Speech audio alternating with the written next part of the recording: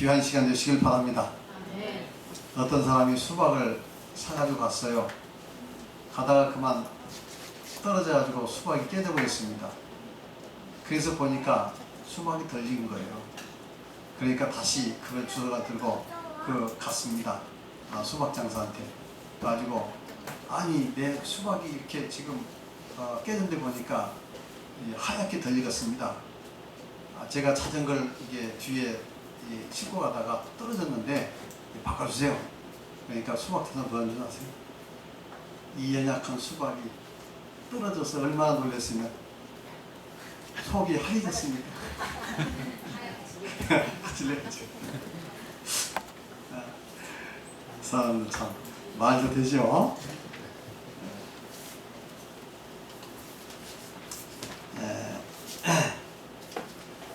32쪽 속죄제사. 지금까지는 우리 십계명에 대해서 공부를 했습니다. 그렇죠? 여러분 이 십계명의 내용이 부담스럽습니까? 우리 다 같이 큰 소리로 나 외에 다른 신들을 내게 있게 말라. 다른 신들을 내게 있게 말라. 우상을 섬기지 말라. 우상을 섬기지 말라. 여호와의 이름을 망령되이 일컫지 말라. 여호와의 이름을 망령되이 일컫지 말라. 안식일을 기억하여 거룩히 지키라. 안식일을 기억하여 거룩히 지키라. 내 부모를 공경하라. 내 부모를 공경하라. 살인하지 말라. 살인하지 말라. 간음하지 말라. 간음하지 말라. 도적질하지 말라. 도적질하지 말라. 거짓 증거하지 말라. 거짓 증거하지 말라. 탐내지 말라. 탐내지 말라. 여러분 이게 좀 부담스럽습니까? 사실 부담도 좀 스럽죠. 너무도 이 고고한 도덕적 명령이라 부담스럽습니다. 그러나 이 십계명은 하나님께서 우리 성도들을 행복하게 해주시기 위해서 이 계명을 주신 줄 믿습니다. 우리가 더 행복하고 더 질 좋고 고상한 행복을 누리기 위해서는 십계명을 지켜야 합니다. 사람이 세상에서도 더 좋은 직업, 좋은 그런 세상에 나가서 훌륭한 직장이나 혹은 훌륭한 사람이 되기 위해서는 여러분 그냥 아무렇게나 살아서 공부도 않고 아무렇게나 하고 싶은 대로 그래서 그런 직장 잡을 수 있습니까? 그런 훌륭한 사람 될 수 있습니까? 없습니까? 훌륭한 사람일수록 그만큼 자기 절제와 노력을 많이 하기 때문에 나중에 다 훌륭한 사람 돼서 세상에서 다 이 존경받고 훌륭하게 되지 않습니까? 그런데 나는 그렇게 살기 싫어. 그래가지고 술이나 마시고 그 다음에 마음대로 살아. 그러면 어떻게 되나 결국은 나중에 그 인생은 비참하게 됩니다. 자기만 비참하게 되면 또 관계없어요. 또 그런 사람이 결혼해가지고 또 자식 낳아서 자식도 비참하게 만드네. 자손손 비참하게 되는 겁니다.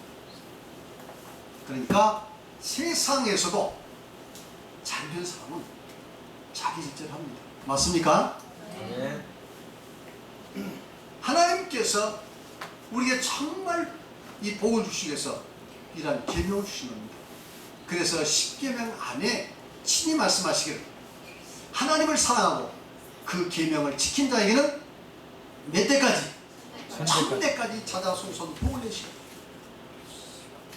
사람의 진정한 복이라는 것은 꼭 지식에만 있는 게 아닙니다. 많이 배웠다고 얻은 게 아니에요. 사람의 진정한 복이라는 것은 바른 가치관. 믿습니까? 네. 바른 가치관을 가지면 나도 행복하고 내 자손, 후손이 복을 받습니다. 바른 가치관을 물려주는 것이 돈을 물려주는 것보다 훨씬 더 복된 줄 믿습니다. 바른 가치관을 못 물려주고 재산이나 물려주고 물질적인 물려주면 그 사람을 그 자식을 세워주는 게 아니라 그 사람을 망하게 하는 겁니다.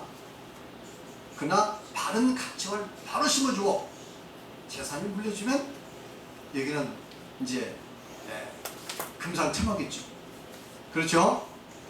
그러니까 이 바른 가치관이 그만큼 중요합니다. 근데 이 바른 가치관을 어디서 얻을까요? 과거에는 가문에서 얻었습니다. 아, 저 점은 참 좋은 가문. 왜냐하면 그 좋은 가문이라는 것은 그 선조가 굉장히 뛰어나가지고 무엇인가 높은 벼슬을 냈다든가 혹은 뭔가 이 크게 성취한 사람이. 그래서 그 가문에는 그 사람이 개척한 그런 그 가치관이 딱 형성이 돼가지고 그 가문을 쭉 통해서 흘러내립니다. 그러니까 가문 좋은 데서 훌륭한 사람이 나오는 거예요. 물론 개천에 용난 사람도 있습니다.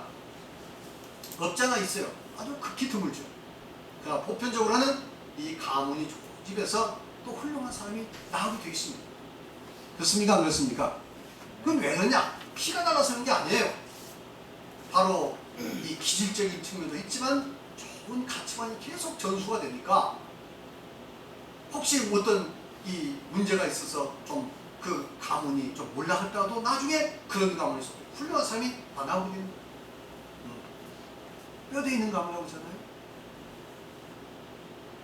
그러니까 이렇게 그것은 가치관을 통해서 그 가문에게 이어져서 훌륭한 가문이 되는 것이지 돈만 많다고 훌륭한 가문이 되는 게 아닙니다. 일시적으로 절부처럼 갑자기 개발 붐이 일어나가지고 이게 돈이 많아져가지고 수백억 수천억 됐다고 해서 훌륭한 가문 되는 게 아니에요. 훌륭한 가문에는 반드시 훌륭한 정신이 있는 줄 믿습니다. 네. 그러니까 우리가 이 결혼식일 때도 가문 보잖아요. 옛날에는 대낮게는 안 합니다. 요즘에야 뭐 지금도 좋으면 만나서 살지만 과거에는 그렇지 않았습니다. 사실 지금도 이렇게 지혜로운 사람들은 그 가문을 잘 따집니다. 아, 고향 우리 딸을 여기 줄 만한가, 우리 아들 이제 데려올 만한가, 아유, 그러면 좋은 가문에서 오면 틀림없이 훌륭한 그런 성공적인 인생을 살고 자손손 복받을 가능성이 있다. 근데 이 세상적인 그 가문에서 얻어지는 이 가치관이라는 것은 대부분 물질 중심적이고 그것도 그냥 그 이기적인 데서 벗어나지 못합니다. 그러니까 오래가지 못해요. 그래서 부자 3대 가지 못한단 말, 그래서 나온 겁니다. 그런데 이 하나님의 이 말씀을 통해서 다 형성된 그 가치관, 이것은 그래서 하나님을 계속 자손이 믿동만 하면 갈수록 이제는 그 가문이 창대하게 되어 있습니다. 갈수록 그 가문이 번성되어 있습니다. 일대는 어려워요. 저 같은 경우가 일대 신앙입니다. 굉장히 어렵습니다. 왜냐하면 우리 그 기존의 부모님부터 물려받은 그 가치관이 어려서부터 세뇌가 돼가지고 꽉 차 있어요. 그러니까 교회를 믿었다 하더라도 이게 사실은 이게 완전히 씻어나가기가 어렵습니다. 그래서 하나님 말씀을 완전히 이렇게 이제 가치관 형성되기가 쉽지 않아요. 그러니까 1대들은 굉장히 고생이 많습니다. 그래도 2대, 3대부터는 이제 저절로 믿게 되니까 어려서부터 교회 다녀서 하나님 말씀 듣고, 만약 하나님 말씀 안 하면 혼나고, 그러니까 하나님 말씀을 다 이제는 그 가치관 형성됩니다. 그러면 2대, 3대부터 하나님을 잘 믿게 되고, 그 하나님을 믿는 믿음 안에서 행복한 가정과 그리고 성공적인 인생을 살 수 있도록 자손을 복받는 그런 그 하나님의 그 축복이 이어진 줄 믿습니다. 그러니까 여러분들 지금 하나님 믿는 이 말씀은요, 여러분을 복되게 하는 것이지 절대로 여러분을 속박하게 하는 거 아닙니다. 이 교회 나가고 뭐 이거 하지 마라 저거 하지 마라, 아이고 이거 자유가 없다. 천만에 자유라는 것은 법을 잘 지킬 때 진정한 자유가 있는 것이지, 법을 어기면 그건 어길 자유는 있지만 어겨보세요. 그 다음에는 더 큰 속박이 옵니다. 맞습니까? 안 맞습니까? 왜 교통법을 줍니까? 모든 사람이 교통이 원활해서 안전하고 더 자유스럽게 해서 교통법이 주는 거예요. 왜 국가의 법이 있습니까? 우리를 옥죄해가지고 우리를 그 노예 삼으려고 국가의 법이 있는 게 아니라 이 법을 통해서 모든 사람이 더 큰 자유를 얻고 더 편안하게 살아갈 수 있도록 법이 존재하는 거 아닙니까? 그러니까 법이라는 것은 속박이 아니에요. 법의 의미를 잘 지키고 그 법을 지켜서 하면 더 큰 자유를 주고 더 큰 행복을 주는 겁니다. 믿습니까? 근데 이 법 중에서 가장 완전한 법이 뭐나요? 세상 법도 완전하지 못합니다. 그건 실전법. 양심에까지 양심에까지 적용되는 그런 법이 아니에요. 도덕법도 마찬가지.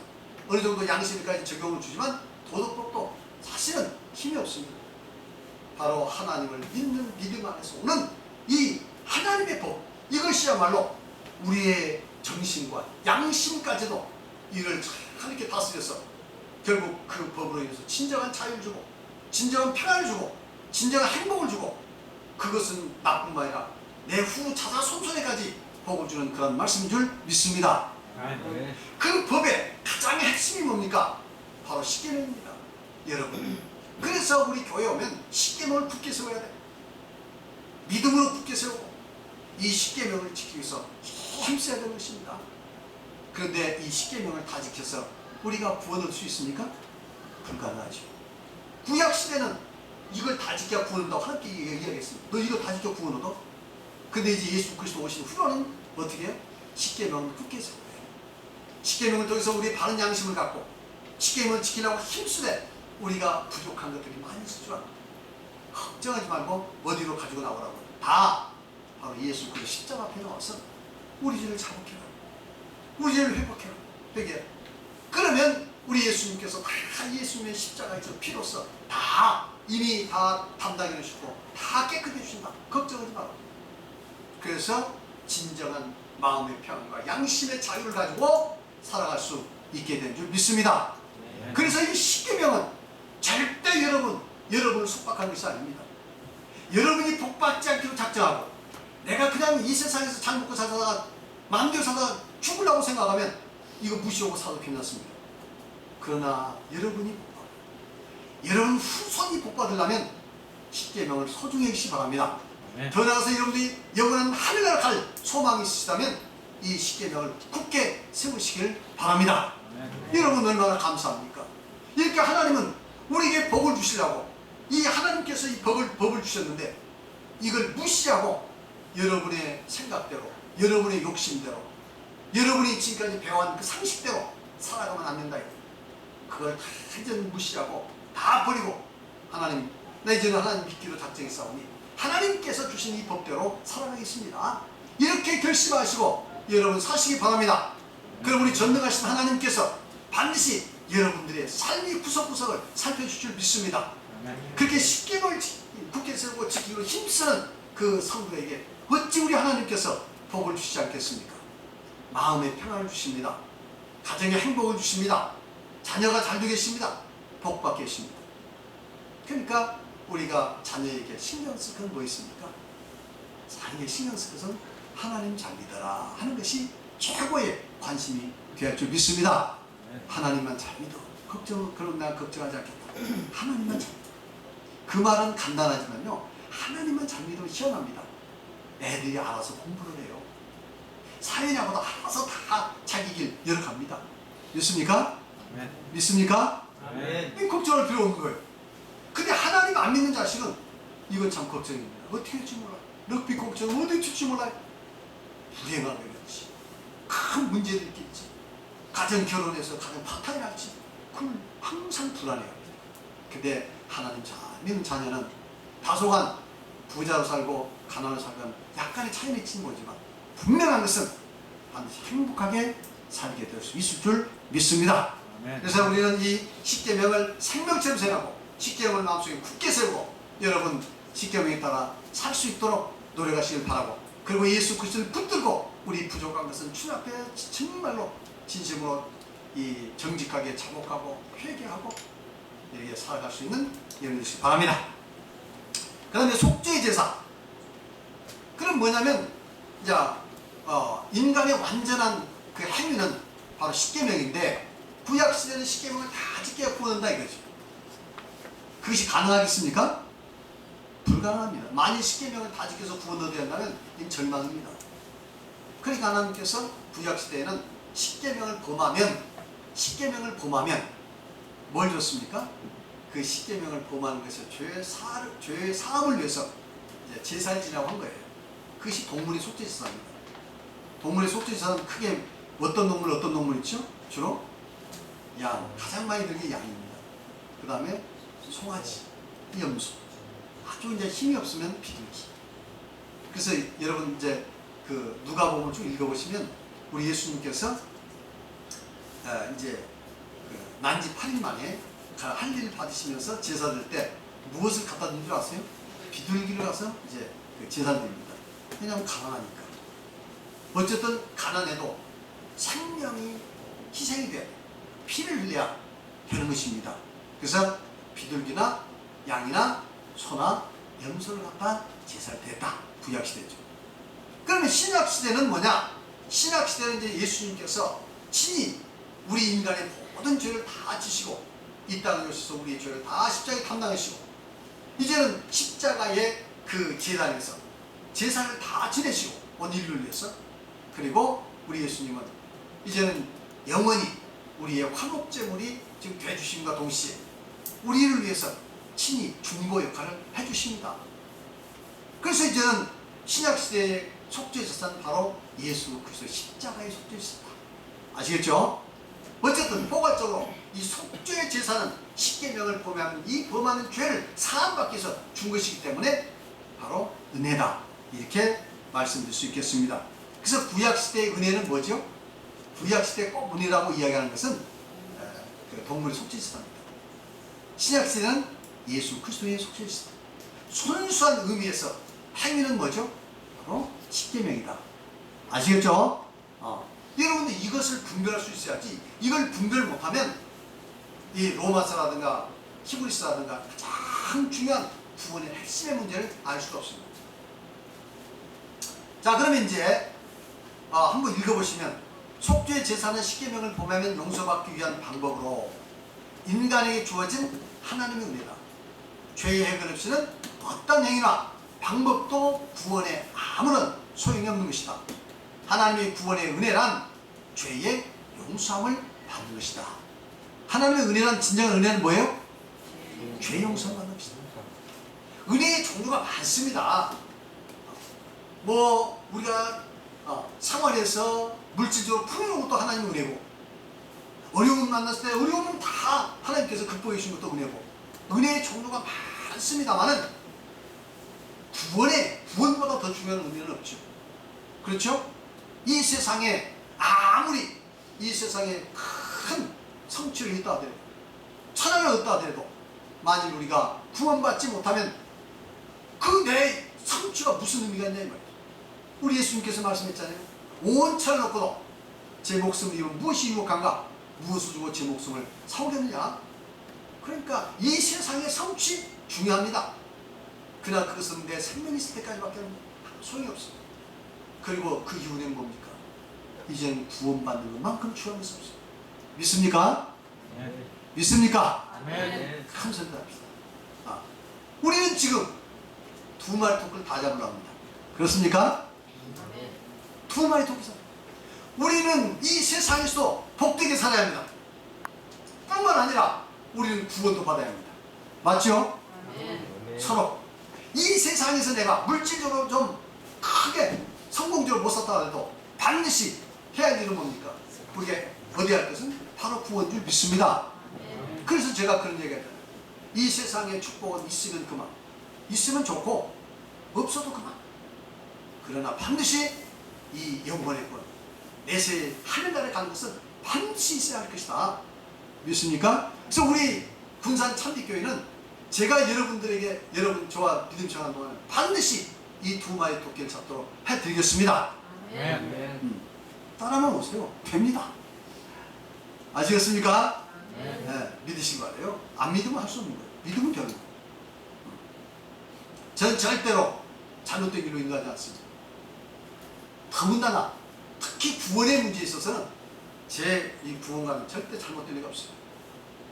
정말 저는 초등학교 때, 중학교 때부터 너무 이 문제를 고민하면서 이 문제에 천착해서 우리 파가지고 구원의 문제였어요. 다 모든 이 구원관들을 비교해서 정확하게 제 구원을 알려드리고 있으니까요. 제가 이제 알려드린 대로 믿기만 하고 따라오시만 하면 구원만 하면 아무 지장이 없습니다. 더 나아가서 저는 여러분들을 이 세상에서도 복되게 해주겠다 하는 그 사명을 가지고 있습니다. 여러분 시대뿐만 아니라 여러분 자손에게도 복받도록 저는 그렇게 하려고 지금 작정을 하고 있어요. 그러니까 그리하시고 잘 따라오시기 바랍니다. 그러면 1절 이제 동물의 속죄제사 구약의 것이죠. 동물의 속죄제사 1. 불완전합니다. 근데 구약시대에 십계명을 보면 죄 용서함을 위해서 주신 이 동물의 속죄제사 양, 소, 비둘기 죽여서 피를 흘려가지고 드리는 이 속죄제사, 이 속죄제사는 은혜긴 은혜인데 이 은혜가 불완전하다. 그 원래 해야 할 그 죄삼의 그 목적을 수행할 수 없는 그러한 불완전한 은혜다 하는 것이에요. 한번 읽어보시겠습니다. 다 같이 시작. 모세의 율법에 속한 동물의 속죄제사는 모세 율법의 대표로서 십계명을 범하는 용서받도록 하기 위한 방법으로 주어진 율법 아래서의 은혜다. 그러나 동물의 속죄제사는 죄를 없이 할 수 없으므로 불완전한 은혜이다. 십계명을 범하면 이 죄가 용서받도록 주어진 것이기 때문에 은혜는 은혜입니다. 용서받도록 하는 거니까. 그런데 구약시대의 동물의 속죄제사는 죄를 없이 할 수 없다. 이번에 히브리서 공부하셨죠? 히브리서 공부할 때 충분히 공부했지 않습니까? 히브리서 10장 4절로 11절 보니까 다 같이 시작. 이는 황소와 염소의 피가 능히 죄를 없이 하지 못함이라. 제사장마다 매일 서서 섬기며 자주 같은 제사를 드되 이 제사는 언제든지 죄를 없게 하지 못하거니와. 히브리서 이야기가 뭐죠? 히브리서 이야기는 이 히브리서는 동물의 속죄제사로 구원 못 받는다 이야기잖아요. 맞습니까? 근데 그 히브리서에서 이야기하기를 황소와 염소의 피라는 것은 생명을 지금 대신하고 있습니다. 생명을 이야기하고 있습니다. 이 피로서는 죄를 사함할 수 없다. 당시에 구약에 있는 제사장들이 매일 서서 자주 드리는 그 제사로서는 언제든지 죄를 없이 하지 못한다. 그러니까 구약의 동물의 속죄제사로서는 이 죄를 해결할 길이 없다. 그것은 안 된다. 그러니까 예수님께 오신 것이죠. 만일 구약시대의 동물의 속죄제사로서 죄 사함할 수 있었다면 예수님이 오실 필요가 없습니다. 왜? 그걸로 가능한 것은 그걸로 불가능하기 때문에 예수님께서 오신 줄 믿습니다. 그래서 구약시대의 동물의 속죄제사는 실제적으로는 그런 죄사함의 효과를 볼 수가 없고 그것은 단지 예수 그리스도에 관한 하나의 예표적인 것으로 주신 것이다. 그 내용은 그 다음에 나오겠습니다. 그렇다면 왜 동물의 속죄제사로서는 죄를 해결할 수 없는가? 왜 동물의 속죄제사는 죄를 해결할 수 없느냐? 첫째, 재물이 가침이 됐어요. 재물이 가침이 됐어요. 자, 1번 동그라미 다 같이 시작. 속죄 원리는 죄에 대한 보상을 하나님의 공의의 법 앞에 정당하게 치는 것이다. 철저한 1:1의 보상의 원리다. 그럼 출애굽기 21장 23절이나 신명기 19장 21절을 보면 이렇게 되어 있어요. 다 같이 시작. 그러나 다른 해가 있으면 갑되 생명은 생명으로, 그 다음에 내 눈이 금능히 보지 말라. 생명은 생명으로, 눈은 눈으로, 이는 이로, 손은 손으로, 발은 발이라. 그러니까 모든 법이라는 것은 그 근본 이 형법이나 형법에 혹은 민법도 마찬가지요. 그 근본은 뭐냐면 1:1의 보상입니다. 그러니까 구약시대는 어떤 사람이 생명을 이제 저 사람 죽였어. 내 동생 하나 죽였어. 그러면 형이 가서 그 사람의 생명을 뺏어버려야 이게 맞으면 1:1 보상이 됩니다. 그렇죠? 내가 사람을 죽이면 내가 죽어야 보상이 된다. 아시겠죠? 생명은 생명. 눈은 눈으로, 눈은 이는 이로. 들어봤습니까? 들어봤어요?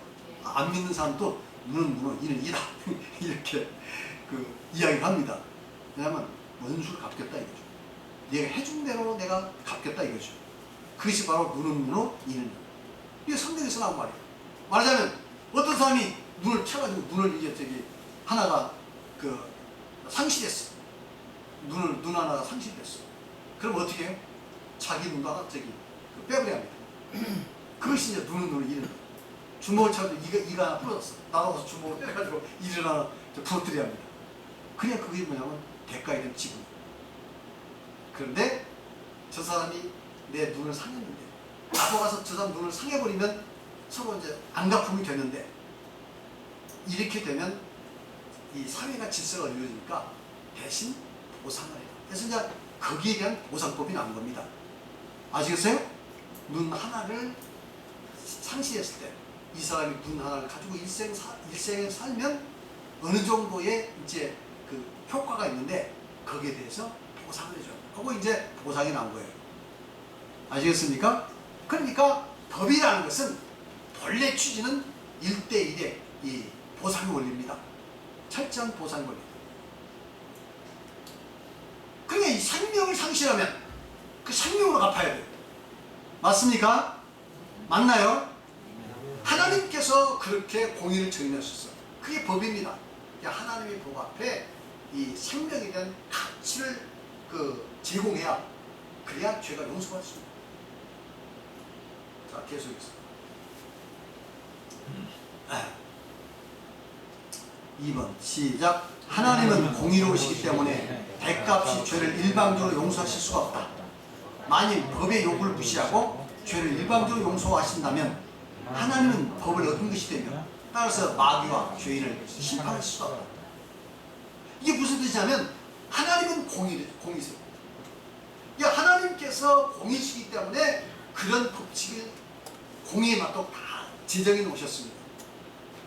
근데 만일에 하나님께서 어떤 사람이 죄를 많이 짓는데 하나님을 잘 믿는다는 이유로 너 죄 없다, 만일 이렇게 하시면 하나님은 뭡니까? 하나님이 죄를 범하시면 됩니다.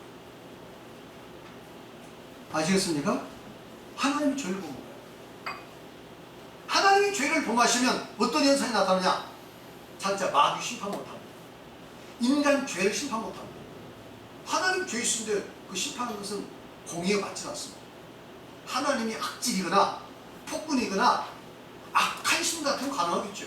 내가 잘못을 했고 죄를 많이 짓고도 내가 힘이 있으니까 남들 심판하시겠죠. 그건 악한 신이에요. 악한 신은 그렇게 할 수 있어요.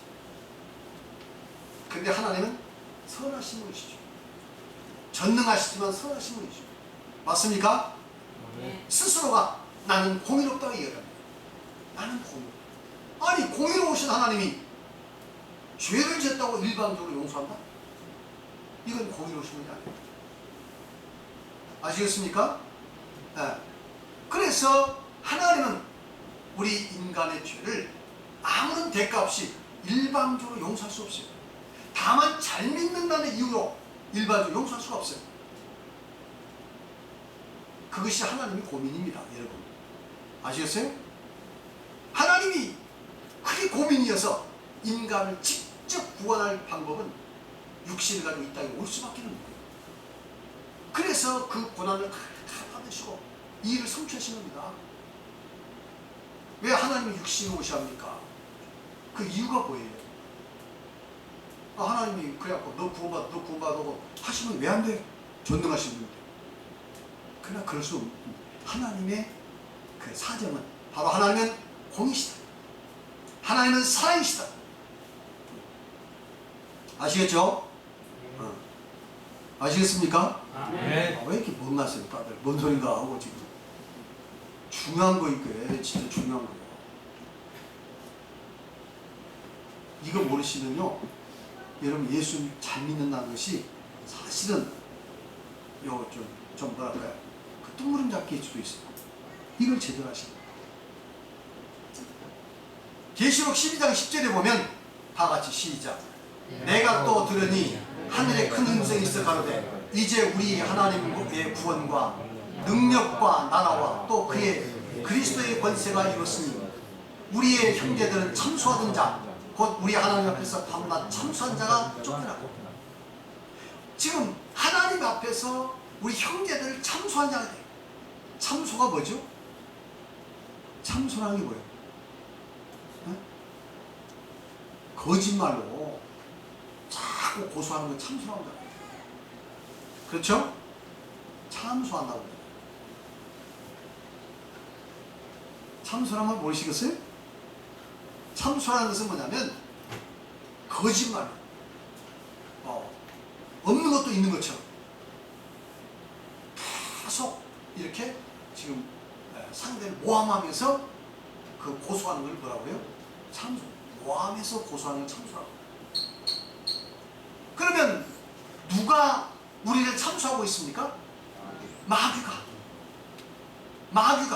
참소한데 우리 하나님 앞에서 밤낮 참소하던 자 마귀가요 이렇게 고약합니다. 우리 인간이 타락된 그 죄성을 심어줬잖아요. 하나님을 어기기 위해서. 맞죠? 말씀 어기기 위해서. 그래 놓고는 계속 인간의 이 타락된 욕망을 부추깁니다. 마귀가 우리 옆에서 계속 부추기는 거예요. 그래서 육신의 정욕과 안목의 정욕과 이생의 참 계속 부추겨요. 그래서 우리가 죄를 짓잖아요. 죄를 지금 옳거니 너 죄 졌구나. 하나님 얼른 가가지고 그거 봐요. 죄 짓잖아요. 계속 고소한다. 참소한다. 자기가 그 유혹해서 죄 짓게 만들고 참소하고 죄 짓게 만들고 참소하고. 그럼 하나님은 어떻습니까? 야 이놈아, 네가 그것은 네가 그 꼬였잖아. 네가 꼬드겼잖아. 네가 죄를 짓게 했잖아. 근데 쟤는 죄 없어. 이렇게 못합니다. 마귀의 죄는 점점 쌓여갈지라. 그 죄 받습니다. 마귀도 나중에. 지금 하나님께 지옥을 만든 이유는 마귀를 벌하려고 지옥 만드신 거예요. 인간 벌하려고 만드신 거 아니에요. 마귀는 아예 하나님을 작정하고 대적하는 자입니다. 그래서 인간을 유혹하고 인간을 타락의 구름으로 빠뜨린 이 마귀의 죄는 참 쌓여갑니다. 그렇다고 마귀의 꾀임에 넘어서 죄를 지은 우리 인간의 이 죄가 없어지냐? 마귀 때문이니까 용서할 수 있냐? 그게 아니라. 이해하시겠습니까? 어떤 사람이 꼬임에 넘어가가지고 남의 꼬임에 넘어가가지고 살인죄를 졌어. 그러면 다른 사람 꼬임에 넘어가서 살인죄를 졌다 해서 이 사람 살인죄가 면해집니까? 안 면해집니까? 저는 저 사람한테 사주를 받아서 저는 꼬임 넘어서 제가 이 죄 졌어요. 아무리 법정에 가서 이야기한다고 해서 그것이 받아들입니까? 안 받아들입니까? 그것은 이 살인죄를 진 겁니다. 죄를 지은 진 거예요. 내가 진 거예요. 무슨 남한테 꼬임 받아도 내가 진 건 내가 진 거예요. 맞죠? 그러니까 우리도 나중에 마귀에 의해서 지금 꼬임 받아서 사실은 유혹받아서 끊임없이 죄를 짓고 있는데 그 죄값 다 내가 받아야 합니다. 물론 우리를 꼬이는 마귀도 심판을 받습니다. 그래서 이렇게 밤낮 참소를 하는데 하나님 스스로가 죄를 잘못을 하면 법을 어기면 어떻게 되죠? 심판 못합니다. 아무 이유 없이 저 사람 용서했어요? 그럼 그럴 거 아니에요. 하나님 왜 저기 하나님은 공이라고 하면서 똑같은 죄를 짓는데 저 사람 용서하시죠? 그러면 하나님이 뭐라고 대하겠어요? 할 말이 없는 거예요. 하나님이 독재자 같으면, 하나님이 불의한 것 같으면 그러지 마! 내 마음대로 해! 할 수도 있겠죠. 그러나 그렇게 되면 스스로 이 모순을 범하기 때문에 하나님은 그렇게 할 수가 없습니다. 절대 할 수가 없어요. 하나님은 공이십니다. 진실하십니다. 법대로하십니다. 그래서 하나님 법을 얻을 리가 없어요. 그래서 이렇게 이 사탄의 유혹에 의해서 죄진 우리 인간을 구원하시기 위해서는 하나님께서 육신을 잡고 이 땅에 오실 수밖에 없어요. 그리고 그 값을 대신 지불할 수밖에 없다 이 말이에요. 아시겠습니까? 네. 자, 3. 다 같이 시작. 인간이 십계명을 한껏만 범해도 죽음의 선고를 받게 됩니다. 아담과 하와가 선악과를 한 번 따먹고 죽게 된 것이다. 여러 가지 법을 어긴 것이 아니라 단 한 건의 범죄에서 죽게 됩니다. 그 다음 그 밑에 큰 글씨요. 이것을 보면, 다 같이 시작. 이것을 보면 죄가 아무리 사소해도 범하면 영적인 사형 선고를 받게 되는 것이다. 그러니까 이 죄라는 것은 크고 작건 간에 한 건만 범해도 어떻게 된다는 얘기입니까? 죽음이다. 그것을 우리가 어디서 알 수 있죠? 성경에서 아담과 하와가 선악을 알게 한 나무에 떠먹지 말라고 명령했잖아요. 따먹었잖아요. 이것이 살인죄입니까? 간음죄입니까? 아니면 무슨 큰 악한 죄입니까? 예를 들어서 어린애한테 이제 어린애한테 이게 사과가 있는데 애야 이거 먹지 마라. 부모가 이야기했어. 근데 애가 내는 것 같아 집어 먹어버렸어. 우리 인간적으로 봤을 때 이게 무슨 큰 잘못입니까? 이 정도가? 부모의 말을 어기는 하지만 말일 수 있는 거죠. 하나님께서 이 선악을 만드시고 이거 먹으면 죽는다고 이야기했습니다. 우리 인간은 봐줄 수도 있어요. 자식들이 그렇게 하고. 하나님은 공이시기 때문에 절대로 봐줄 수가 없습니다. 하나님은 인간을 자유주의를 만드시고 하나님과 동등되게 우리 인간을 만드시기 때문에 인간의 자유주의가 있습니다. 자유의지가 있다면 반드시 그 자유의지를 시험할 법이 생겨나야 합니다. 그 법을 만드시되 가장 최소한의 법, 무엇을 하나가 아니라 하지 말라는 최소한의 법을 만드시고 이것만 안 까먹으면 너는 영원 살 수 있다. 은혜입니까? 은혜 아닙니까? 은혜입니까? 은혜 아닙니까? 은혜라. 그래서 이걸 따먹었어요. 이제 하나님 명령으로 마귀의 그 꼬임을 받고 먹었어요. 큰 죄 아닙니다. 우리 상식으로 큰 죄 아니에요. 얼마든지 용서할 수 있어요. 그런데 하나님은 이걸 먹으면 죽는다 했으니 방법이 없어요. 죽을 수밖에 없어요. 아시겠죠? 아시겠습니까? 그래서 이 죄라는 것은 아무리 그 사소한 것이라도 하나님 편에서는 죽음입니다. 죽음이에요. 아시겠습니까?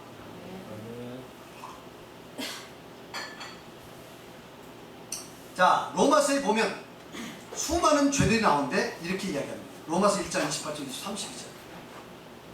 다 같이 시작.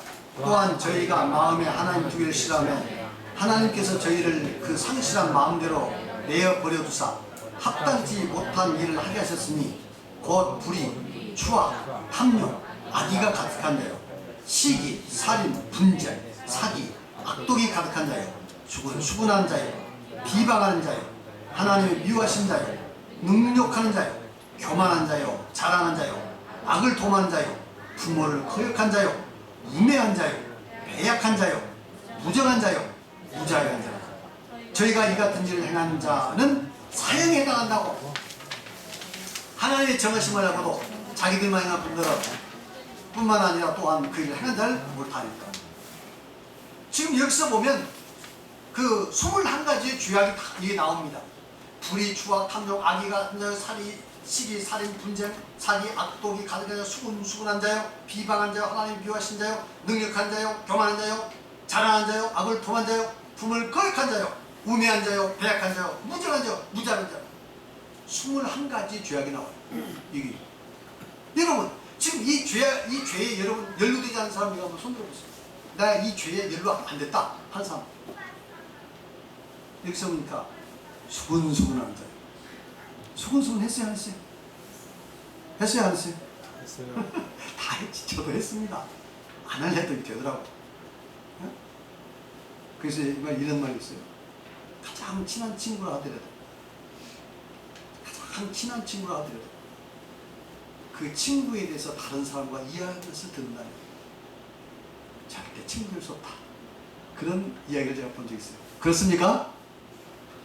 여러분의 친구에 대해서 아마 누군가에 대해 이야기할 때 그 이야기를 그 친구가 들었다면 친구 될 수 있을까요? 친구 될 수 있을까요? 그래서는 많지 않겠죠. 그렇죠? 그만큼 사람은 다른 사람 앞에서는 이렇게 그 상대의 약점, 상대의 잘못, 혹은 상대의 뭐 이야기하는 거죠.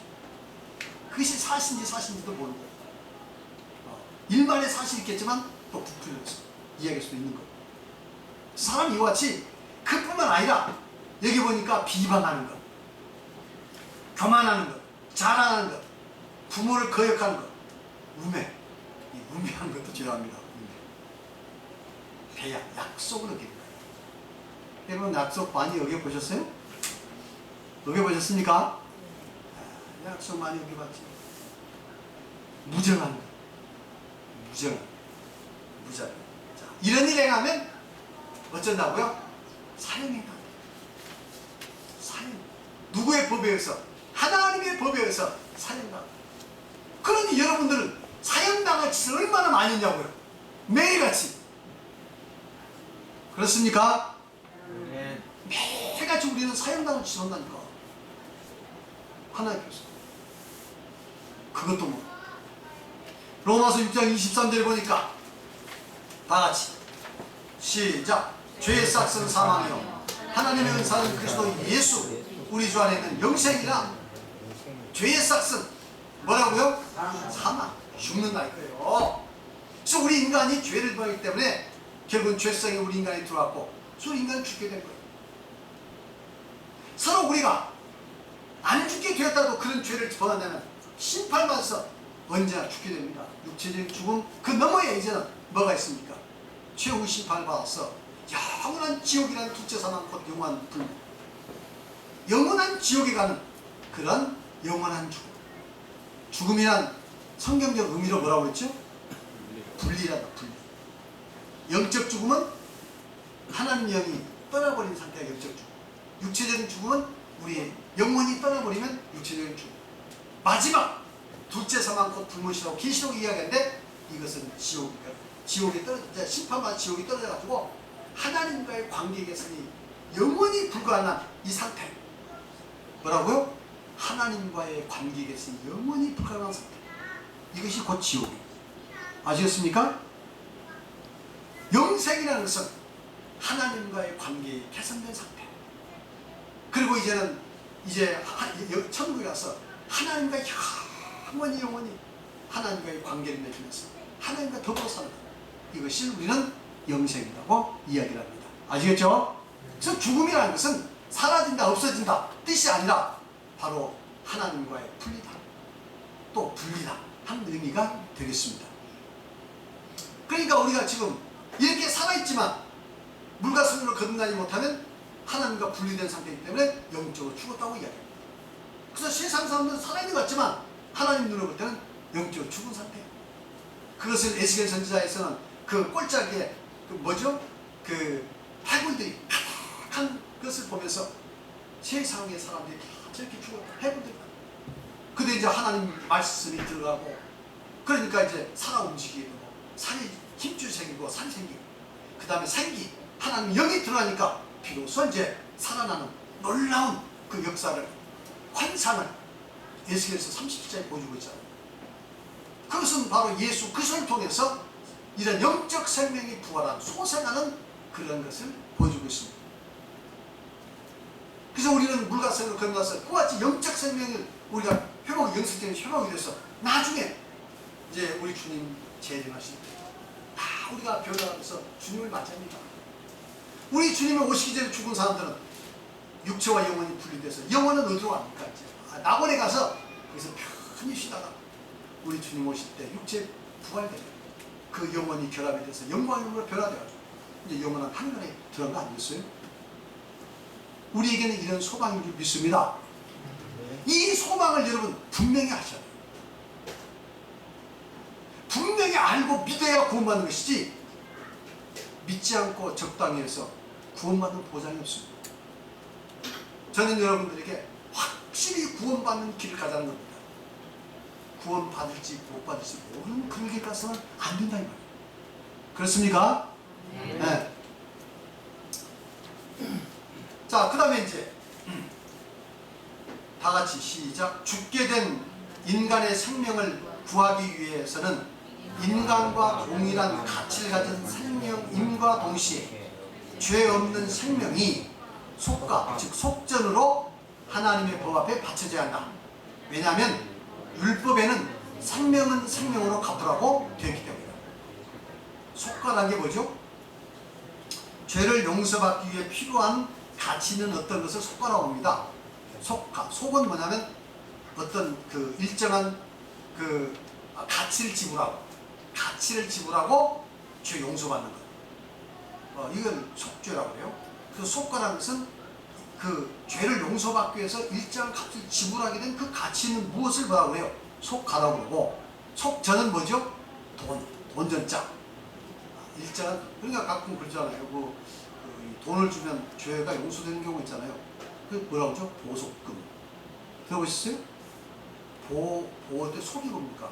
그 속자가 보속금. 그래서 보통 이제 어떤 사람들이 뭐 죄를 졌어요. 그러면 그 죄가 크게 아주 그냥 큰 죄가 아니면 이제 어떤 경우에는 그 보석금을 내면 이제 이거 풀려납니다. 보석이 되는 거죠. 그 보석금이 아닙니다. 보석금이에요. 아시겠죠? 보석금을 내면 석방이 돼요. 그래서 이제 자유롭게 살아갑니다. 그렇죠? 그러니까 우리 그런 이야기 있잖아요. 흥부가 대신 맞아주고 이제 그 판사님 벌 받고 자기가 맞아주고 그 사람도 그 여기 맞는 대가를 받아 사는 그런 이야기도 흥부전에 나오잖아요. 그러니까 이게 뭐냐면 속전입니다. 혹은 속가. 그래서 이제 죽게 된 생명을 구하려면 그 생명과 우리의 인간의 생명과 동일한 생명을 어떻게 한다고요? 그것을 보석금으로 내야 한다는 거예요. 아시겠습니까? 이해하시겠어요? 네. 왜냐하면 출애굽기 이미 이야기했습니다. 생명은 생명으로 이렇게 갚으라고 이야기했죠. 4. 다 같이 시작. 동물의 생명은 인간의 생명을 속할 만한 가치가 되지 못한다. 왜냐하면 인간의 생명은 천하보다 귀하기 때문이다. 그래서 이 동물의 구약시대는 동물의 속죄사를 통해서 이제 그 죄를 질 때마다 그 생명을 희생해서 피를 뿌려서 죄사만 나오고 있는데 그거 가능하다는 얘기입니까? 안 되죠. 왜? 동물의 생명과 인간의 생명은 교환 가치가 성립이 안 된다는 거예요. 왜냐하면 인간의 생명이 얼마나 귀합니까? 얼마나 귀해요. 마태복음 16장 26절에 보니까 뭐라고 되어 있죠? 우리 예수님께서 다 같이 시작. 사람이 만일 온천을 얻고도 제 목숨을 잃으면 무엇이 유익하리요? 사람이 무엇을 주고 제 목숨을 받겠느냐? 우리 인간의 그 목숨이 얼마나 소중하다고요? 천하보다도 소중하다. 천하보다도 귀하다. 우리 인간은 상대적 가치를 가지고 모든 평가합니다. 그렇죠? 상대적 가치. 그러니까 인간의 생명이 귀하긴 하지만 이제 이 상대적으로 생각하자. 물질적 관념, 상대적 가치 이렇게 평가합니다. 그래서 생명이라도요, 뭐 죽는다 해서 뭐 천하보다 귀하다고 생각하지 않습니다. 죽으면 거기에 대한 보상만 해주면 되는 거예요. 보상만 해주면 돼요. 맞죠? 근데 하나님 보실 때는 한 사람 한 사람의 생명이 천하보다 온 우주보다 더 귀하다는 거죠. 하나님 보시는 관점입니다. 아시겠습니까? 네. 우리는 하나님이 보시는 그 관점에서 우리의 생명을 볼 수 있을 줄 믿습니다. 하나님이 보시는 관점에서 우리는 사람의 생명을 볼 수 있을 줄 믿습니다. 그렇게 소중한 거예요. 그래서 이렇게 인간의 생명이 소중하기 때문에 그런 동물의 제사로서 그걸 그 생명 바쳐서 우리 인간의 죄를 지어서 그 죽게 된 이 생명을 구할 수가 없어요. 속죄로서 속가로서의 그 가치가 성립되질 않습니다.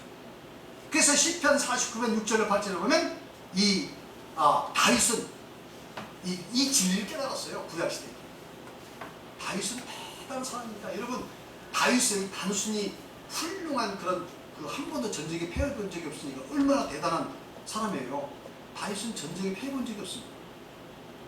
대단히 전략가죠. 그 다음에 그 어려운 가운데서도 자기 스스로 왕위를 다 얻었습니다. 그리고 그 나라를 가장 넓은 영토, 유프라데스 강가에 영토를 넓혔어요. 우리나라는 광개토대왕처럼 영토를 넓히는 왕입니다. 다윗. 그리고 다윗은 얼마나 용기가 있습니까? 17, 8살 때에 그 전쟁에 나가서 골리앗과 싸워서 이기잖아요. 그렇죠? 너 몇 살이냐? 열심히. 너 이제 한 서너 살만 있으면 다윗하고 똑같아. 골리앗하고 싸울 수 있어요. 그 전사 골리앗하고 싸워서 이기잖아요. 다윗이. 얼마나 대단합니까? 그렇죠?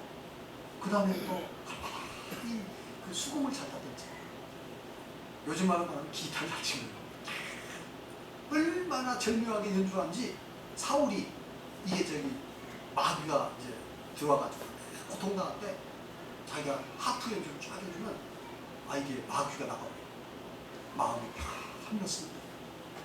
이 정도로 신묘한 이 하프를 연주해요. 그 다음에 시는 얼마나 잘 써놔요. 나는 이 다윗을 이렇게 시를 보면요, 이 사람은 고등학교도 안 나오고 대학교도 안 나오고 초등학교도 안 나왔는데 전직이 양측이었는데 어찌 그렇게 시를 잘 쓰는 거야. 참 세계를 보고 다윗 시를 다 읽으면서 감동을 합니다.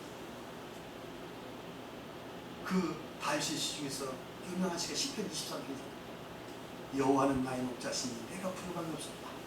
그가 나를 푸른 초장에 주시며 흉만한 물가로 인도하시도다. 내 영혼을 소생시키시고 자기 이름을 위하여 의의 길로 인도하시도다. 내가 사망의 음침한 골짜기를 탈지라도 해를 두려워하지 않겠어. 주께서 나와 함께 하시니 주의 지팡이와 막대가 나를 안전하시나이다. 주께서 내 원수의 목전에서 내게 상을 베푸시고 기름으로 내 발에 바르셨으니 내 잔이 넘치나이다. 내 평생의 선하심과 인자하심이 정녕 날 따르니 내가 여호와 집에 영원히 거하리라. 지금 우리는 이렇게 이 시도 아름답죠. 근데 이 원문으로 보면 그렇게 아름다운 은으로 잘 쓰여진 거예요. 운이 맞게 다시 시의 천재입니다. 중국어로 말하면 마치 시선 그런 거죠. 두부나 무슨 뭐 또 누구 있으면 이태백이 이런 사람처럼요. 그렇게 시를 잘 써요. 그래서 얼마나 많은 시를 많이 남긴가. 문학가, 전쟁차가죠. 문학가죠. 문학자죠. 그 다음에 믿음은 정말 교회 다녀본 적도 없어요. 그래서 집에서 부모님이 했던 이야기 듣고는 학원 날 저기 밖에 나가서 양이나 치던 목동입니다. 얼마나 대단합니까? 근데 이 다윗은 그렇게 이 믿음이 대단히 대단한 사람. 그래서 그 밖에 나가서 자연을 쳐다보면서 하나님과 교감을 합니다. 밖에 나가서 꽃 한 송이 봐도 거기서 하나님과 교감을 합니다. 종달새 하는 우리는 그 소리만 들어도 하나님과 교감을 합니다. 아침에 떠오르는 그 햇살 하나만 해도 하나님과 교감을 합니다. 그리고 풀에 이 위에 있는 이슬들만 받으려도 하나님과 교감을 합니다. 그리고 자기의 그 인체를 생각하면서 야, 어찌 내가 부모님 뱃속에서 내가 이렇게 희한한 내 이 존재가 내 잠구며 내 모든 것이 만들어졌을까? 시편 39편을 보면요, 너무 신기해서 내가 우리 부모님 뱃속에서 내가 이렇게 조성된 것이 신묘막측합니다. 신묘막측. 정말 그 신비롭고 묘하고 측량할 수 없다. 이렇게 고백을 합니다. 그래서 이 다윗이 이제는 그 구원에 대해서도 민감하지 않겠어요? 이렇게 하나님을 잘 알고, 그러니 이 다윗이 왜 구원에 대해서 민감하지 않겠어요? 죄악의 문제에 대해서 사명에 대해서 민감하지 않겠어요? 깊이 생각하는 가운데 양심 속에서 하나님의 음성이 들려온 거예요. 아시겠어요? 하나님의 음성이 들려온 거예요. 그 하나님의 음성을 시편 40편에 이렇게 기록하고 있습니다. 40편. 다 같이 시작. 자기 재물을 의지하고 풍부함으로 자긍하는 자는 아무도 결코 그 형제를 구속하지 못하며 저를 위하여 하나님께 속전을 바치도 못할 것은 저의 생명의 구속이 너무나 귀하여 영영이 못할 것입니다. 물질 가지고는 우리 인간의 생명이 너무 귀해서, 너무 소중해서 그걸로서는 전혀 속전이 되지 못합니다. 아시겠습니까? 할렐루야. 네. 동물로서는 안 된다. 자, 오늘은 여기까지만 말씀을 드리도록 하겠습니다. 계속해서 이제 공부를 하시겠는데 어떻습니까? 재밌습니까? 흥미진진합니까? 정말 여러분들은 정말 중요한 공부였어요. 이런 공부는 아마 글쎄요, 보통 어떤 교회 가서 평생을 해도 이런 구체적인 공부는 잘 못할 경우가 많습니다. 그러니까 이 기회 있을 때요, 여러분 잘 공부하세요. 정말 중요한 겁니다. 저도 고민해서 정말 고민해서 이게 다 깨달은 거예요. 자,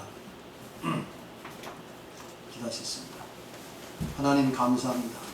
오늘 또 이렇게 사랑하는 성도들 그 발끝